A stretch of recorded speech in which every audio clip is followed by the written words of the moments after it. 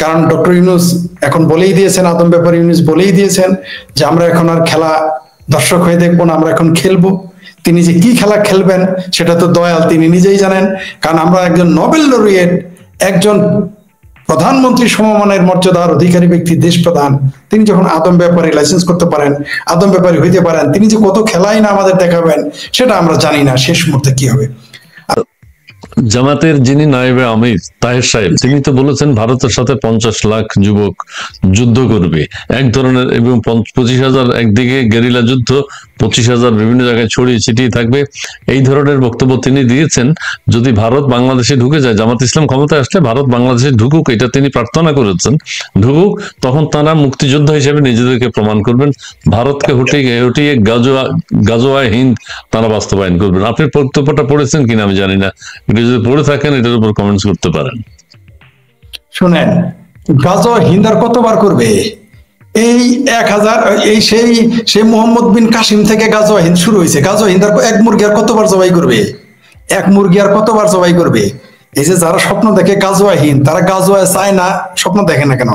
গাজোয়ায় America স্বপ্ন দেখে না কেন? গাজোয়ায় রাশিয়া স্বপ্ন দেখে না কেন? শুধু ভারতের উপরে এত গাজোয়া হিন্দ স্বপ্ন দেখে ঘটনা নাকি? কাছাকাছি আছে না, কাছাকাছি আছে। ও এই জন্য ভারত কাছাকাছি, ভারত কাছাকাছি বলে মনে হয় ভালো কথা। ভারত যখন কাছাকাছি, গাজোয়া হিন্দ আর কতবার করবে? বাবরা এসে গাজোয়া হিন্দ করছে। সেটা হলে তাহের সাহেব যেটা বললো সেটা হলে ভারত এখানে ঢুকতে হবে, কারণ আমরাই ভারতের উপর আক্রমণ করি না, সেটাই তো হয়, সেটা ভালো হয় না? তাহের সাহেব শুনেন, বাংলাদেশের রাজনীতি একটি দেশ এবং একটি দল এবং একজন ব্যক্তির নামের উপরে চলে। আপনি এই তিনটা নিয়ে যত কপসাবেন ততই আপনার লাভ অথবা লস। যেমন ধরেন বঙ্গবন্ধুর নাম আপনাকে নিতে হবে, আওয়ামী লীগের নাম নিতে হবে, ভারতের নাম নিতে হবে। এই তিনটা নিয়ে দেখেন, ভারতকে নিয়ে সারাদিন কোনো কাজ নাই। এরা যতবার আমি কিন্তু ততবার ভারতের নাম নেই না, ওরা যতবার আল্লাহর নাম নেয় তার চেয়ে বেশি নেয় ভারতের নাম। কারণ ওদের এইটাই পাবলিককে, এই যে মাদ্রাসার টাইপ, মাদ্রাসায় যারা পড়ে তাদের তো বিনা হিসেবে তারা ভারত বিরোধী, বিনা হিসেবে জান্নাতের মতো, বিনা হিসেবে জাহান্নামের মতো এরা ভারত বিরোধী বিনা হিসেবে। বরং এখন এই যে স্কুল কলেজ বিশ্ববিদ্যালয়কে ভারত বিরোধী করে তুলতেছে, কারণ তারা 71-এর পরাজয়ের কষ্টটা ভুলতে পারে। এই তাহেরটা কে? তাহের হচ্ছে জামাতের গোলাম ইবনে গোলাম। পাকিস্তানের গোলাম হলো জামাত ইসলাম, জামাত ইসলামের গোলাম হলো তাহের হচ্ছে পাকিস্তানের গোলাম ইবনে গোলাম, গোলাম বিন গোলাম। গোলাম বিন গোলামেরা এই ব্যাপারে ডক্টর হুমায়ুন আজাদ স্যারের কথাটা আপনি প্রাণিধানযোগ্য। তিনি বলেছিলেন যে রাজাকার আজীবন রাজাকার, মুক্তিযোদ্ধা আজীবন মুক্তিযোদ্ধা নাও থাকতে পারে। তো এই যে রাজাকারেরা তাদের বেদনা, ব্যথা, কষ্ট বলতে পারতেছে না তাদের পেয়ারা পাকিস্তান ভাঙার জন্য, তাদের তথাকথিত ইসলামী পাকিস্তান ভাঙার জন্য। কিন্তু এই ইসলামী পাকিস্তান যে কালকেই একজন বাংলাদেশি ওইখানে গিয়ে গুলি খায় মারা গেছে, এই ব্যাপারে কিন্তু কথা নাই। কিন্তু এই ছেলেটা যদি ভারতে গিয়ে মারা যেত, তখন বাংলাদেশে কিন্তু আন্দোলন শুরু হয়ে যেত। দুইটা কারণে ভারত পছন্দ হবে না। একটা হলো তারা হিন্দু ও মুসলিম, আর একটা হলো 71-এ তারা আমাদের মুক্তিযুদ্ধের বিরোধিতা করছে। আর কি কারণ আছে ভারত বিরোধিতা করার? কিন্তু ভারতের ভিসার জন্য কিন্তু লাইন দিবে আবার, ভারতের ভিসা বলে। এখন যে তোমার বাংলাদেশের নাগরিকের বুকে গুলি জাগাইলেও প্রতিবাদ করো না কেন? এখন প্রতিবাদ করো না কেন? ও মুসলমান মারে নাই জার্মি, তাই প্রতিবাদ নাই। এই সময় এগুলো তো আরেক ভণ্ড।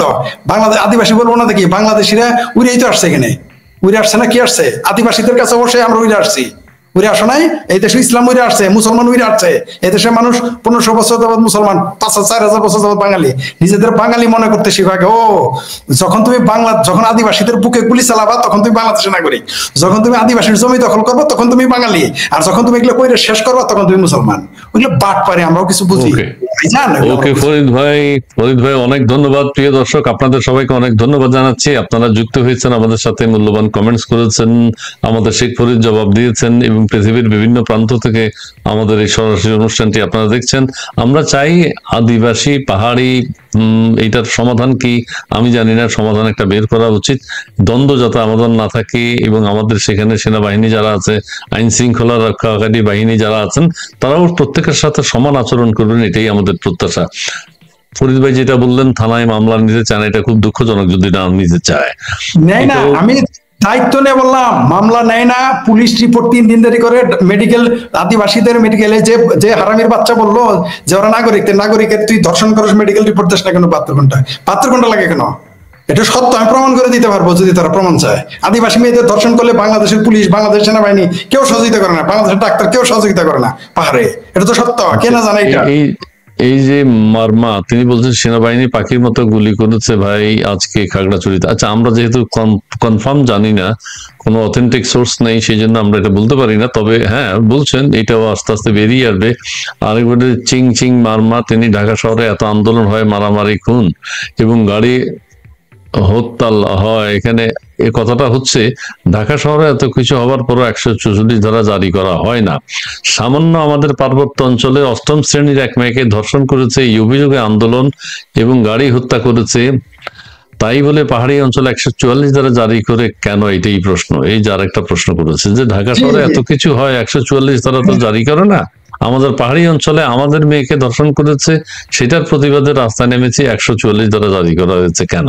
যাতে আরো ধর্ষণ করতে পারে, ধর্ষণকে আস্কারা দেওয়ার জন্য, ধর্ষণকে আরো উৎসাহিত করার জন্য তো এগুলো করে তারা, এবং করে আসছে এবং করবে আরো ভবিষ্যতে। আমি বললাম তো, বাংলাদেশের রাষ্ট্র এবং সরকার উভয়ে মিলে, এবং বাংলাদেশের তথাকথিত তৌহিদি জনতা, নট বাঙালি, আমি বলি নাই কিন্তু বাঙালি এবং বাংলাদেশি, বলছি তৌহিদি জনতা, রাষ্ট্র এবং সরকার, সরকারের বাহিনী মিলে এদেরকে বিরুদ্ধে লেগে গেছে। এই সত্য মানতে এত কষ্ট লাগে কেন? এত কষ্ট, খুব কষ্ট লাগে না? এত কষ্ট লাগে সত্য। 144 দ্বারা আপনি জারি করেন, একটা মেয়েকে ধর্ষণ করেছে সেখানে, আচ্ছা কারো মেয়ে ধর্ষণ হয়েছে, সেখানে আপনি 144 দ্বারা কেন জারি করলেন তাকে গ্রেপ্তার না করে? আচ্ছা, আমি যখন একটা মানুষকে প্রতিবাদ করতে আপনি দিবেন না কেন 144 দ্বারা? ওরা তো আপনাকে গুলি করে নাই, তাদের কন্যা ধর্ষণ হয়েছে, তার সন্তান অস্থিতিশীল করছে পরিস্থিতি, হয়তো ওখানে আমরা দেখি না। কে করলো? যে সেটেলার নামের মুসলমানরা ওদের বাজারে আগুন দিয়েছে, বাড়িতে আগুন দিয়েছে, ওরাই ধর্ষণ করলো, ওরাই আগুন দিল, ওরাই গুলি করে মারলো। আবার 144 ধারা কার জন্য? 144 ধারার মধ্যে আপনি আগুন জ্বালালেন, তাকে অ্যারেস্ট করলেন না কেন? এগুলো বদমাইশি আমরা বুঝি। আমরা তো দেখতেছি তো যে 32 নম্বর যখন ভাঙে, আর্মিকে কি করার, জয় বাংলা স্লোগান দিলে দাঁতের 32টা দাঁত ভাঙে ফেলায়, জেলে নিয়ে যায়। আর 32 নম্বর যখন ভাঙে, তখন তো আমরা কাউকে দেখলাম না অ্যারেস্ট করতে। ওগুলো বদমাইশি আমরা বুঝি, ওইখানেও এই বদমাইশি চলতেছে না। 32 ওখানে তো আমাদের সেনাবাহিনী ছিল তো ওখানে, আপনারা সেটা দেখেন নাই। সেনাবাহিনী ছিল ওখানে, চিলিসের সামনে সেনাবাহিনী ছিল, যারা ভাঙছে তারা যাতে নিরাপদে ভাঙতে পারে সেই 144 দ্বারাও পাহাড়েও 144 দ্বারা ওই জন্যই, যাতে আরো নিরাপদে ভবিষ্যতে ঠিক মতো দর্শন করতে পারে পাহাড়িদের, আদিবাসীদের, সেই জন্য করে, ওটা আমরা জানি। ওকে ফরিদ ভাই, আপনাকে অনেক ধন্যবাদ। দর্শক মন্ডলী, আপনাদেরকে অনেক ধন্যবাদ জানিয়ে আজকের মতো এখানে শেষ করছি। আমরা চাই পাহাড়ি সমতলে, পাহাড় সমতল সর্বত্র শান্তি বিরাজ করুক। আমাদের শান্তি পুরস্কার বিজয়ী প্রফেসর ডক্টর মোহাম্মদ ইউনূস সাহেব আছেন, তিনি নতুন খেলার কথা বলছেন। কি খেলার কথা বলছেন শব্দটা, ওই যে এখন নতুন করে কি বলে, আগে তো বলেছে বড় মাঠের খেলোয়াড়, এখন কি বলছে যেন একটা, আপনি শুরুতেই বলছিলেন। জি, সে এখন না, শুনেন, সে এখন শামীম ওসমানের পর্যায়ে চলে আসছে। শামীম ওসমান যখন বলতো খেলা হবে, তখন আমরা বলতাম লোকটাই, এখন থেকে নোবেল লরিয়েটও বলে। আর শুনেন, এই ডক্টর ইউনূসকে আরেকটা নোবেল প্রাইজ দেন, বাংলাদেশকে জ্বালানোর জন্য, পাহাড় জ্বালানোর জন্য, মুক্তিযুদ্ধকে জ্বালিয়ে দেওয়ার জন্য। এই নোবেল, একে আরেকটা নোবেল আপনারা দিতে পারেন যদি চান। শব্দটা কি বলেছিল আমার ঠিক মনে পড়ছে না, খুব সুন্দর কি, যে আমরা খেলবো মাঠে, বিশ্ব আমরা দর্শক হয়ে থাকবো না, এখন আমরা খেলবো। তিনি সেই খেলাটা পারেন।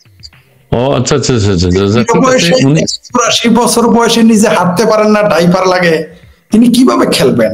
না না ফরিদ ভাই, আমি এই কথাটা মানতে পারলাম না। অনেকে অসুস্থ হয়ে যাচ্ছেন 70 বছর বয়সে, আমরা দেখতেছি ডক্টর ইউনূস সাহেব এই দিক সেই দিক দেশের কল্যাণে সারা পৃথিবী চষে বেড়াচ্ছেন। ওনার মধ্যে কোনো ক্লান্তি আপনি দেখেছেন? উনি যখন তাসনিম জারা এবং আক্তারকে পরিচয় করে দিচ্ছেন, কি হ্যান্ডসাম, কি সুন্দর, কি অ্যাপ্রোচ, কি যেন ইংরেজিতে বলছে, আমি ইংরেজি পারি না তো, ইংরেজিতে বলেছে ওখানে। আমাদের আক্তার আবার হ্যান্ডশেক করে নাই, আক্তার আবার আরেকটা দাপট দেখিয়েছে, ইতিহাস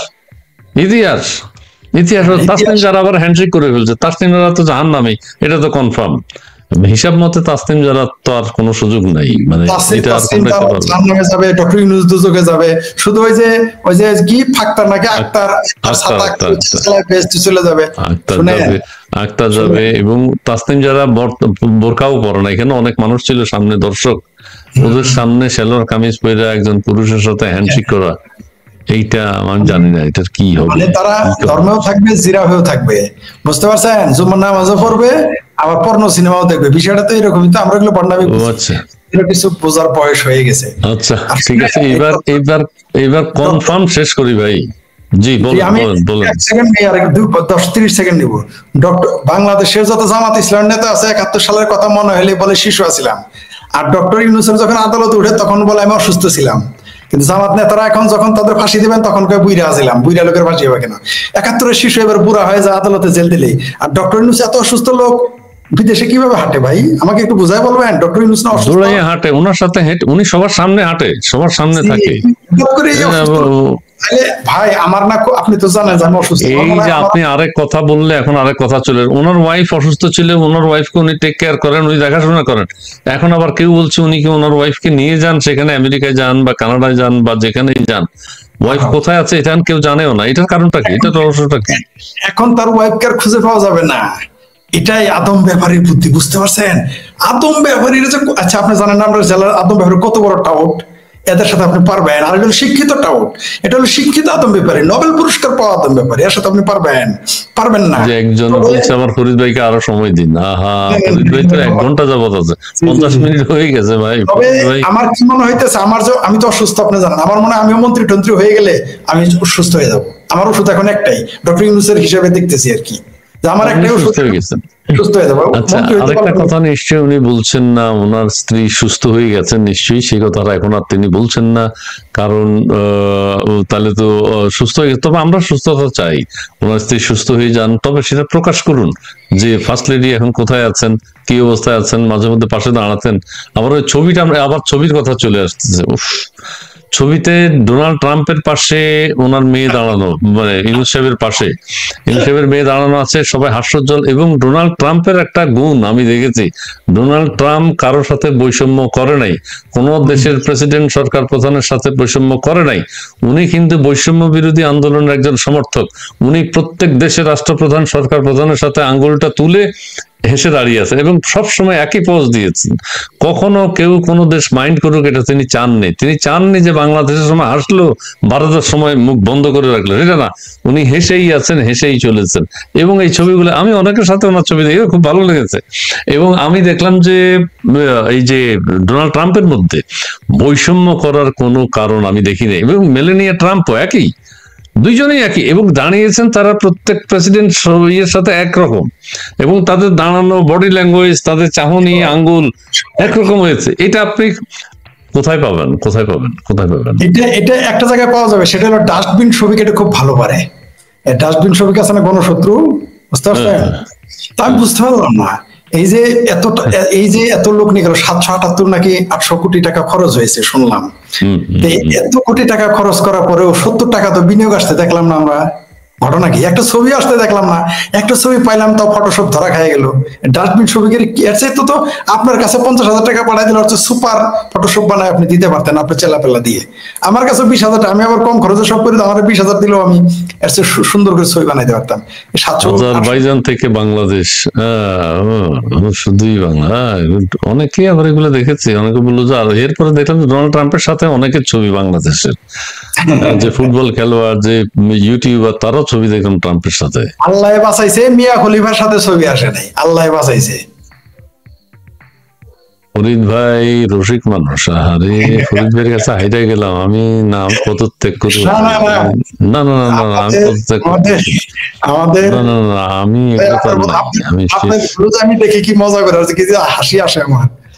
না না, আমার তো অবস্থান আর রইল না।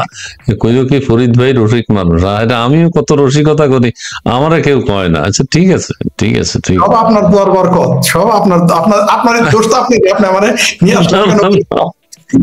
ঠিক আছে, ঠিক আছে, আপনাকে পছন্দ করে। পৃথিবীর ইতিহাসে, ধানমন্ডির পৃথিবীর ইতিহাসে শুরু থেকে আজ পর্যন্ত যতগুলো বাটপার ছিল এবং আছে, তাদের সকলের বাপ ডক্টর ইউনূস।